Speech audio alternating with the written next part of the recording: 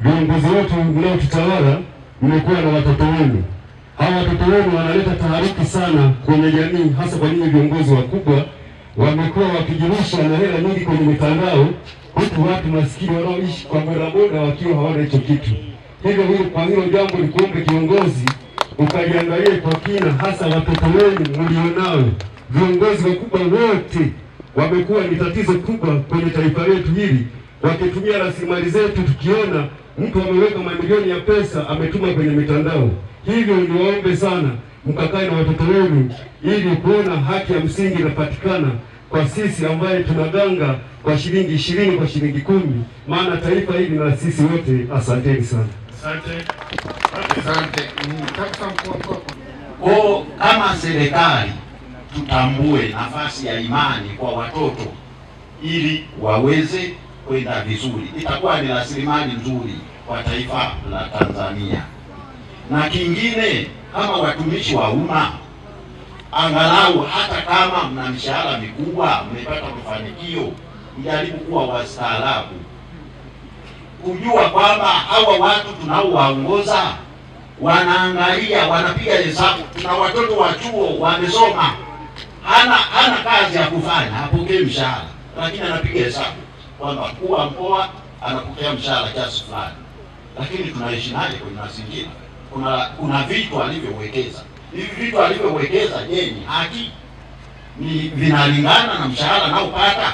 Haya ndio matatizo ambayo yanatokea sasa. Imefika sehemu kwamba tatizo lililotokea hili, kuna watu wamelengwa kulingana na rasilimali ambazo wamewekeza, lakini watu walikuwa wanafikiri kwamba huyu mtu kulingana na hivi vitu alivyowekeza hivi sio sawa. Mshahara naopata labda pengine milioni 10, vitu alivyowekeza ni vya mabii ya fedha. Sasa huyu mtu kimwambia kwamba mshahara ninaopokea ni ngumu, hawezi kukuelewa. Ni vijana wenye akili, wanasoma, wanapiga hesabu. Kwa sasa wakati mwingine maadili kwa viongozi ya ulafi wa rasilimali kodi za Watanzania ziwe na heshima. Tujaribu kuangalia kwamba watu wanaangalia kwamba hivi vitu tunavyovifanya sio sawa. Wakati mwingine wazazi wanawashirikisha watoto wake kwamba mimi nafanya biashara lakini nahangaika kulipa kodi. Wakati mwingine mzazi labda pengine wamepishana na afisa TRA, kodi sio rafiki, na huko anahangaika kumlipia mtoto kodi. Mwisho wa siku kupitia hii kodi ndio rasilimali ambazo zinapatikana, ambazo serikali inafanya kazi, lakini mwisho wa siku inakuja kutokea kwamba huyu diwani aliyepata udiwani kwa miaka 5 amewekeza mtaa mzima yeye mwenyewe.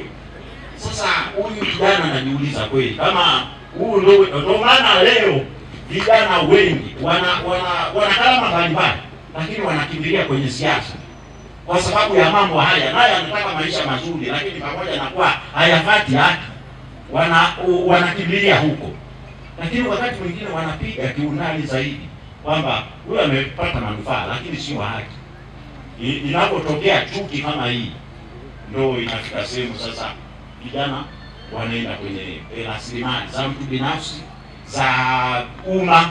Ndio hapa ambapo tunasema mtoto huyu akifundishwa kwamba hiki kitu ambacho serikali imewekeza ni kodi za baba yako, ni kodi za mama yako. Hao watoto pengine hawana elimu ya kufahamu kwamba anapoharibu anaharibu mali ya kwake yeye mwenyewe. Hii ni mali ya jamhuri.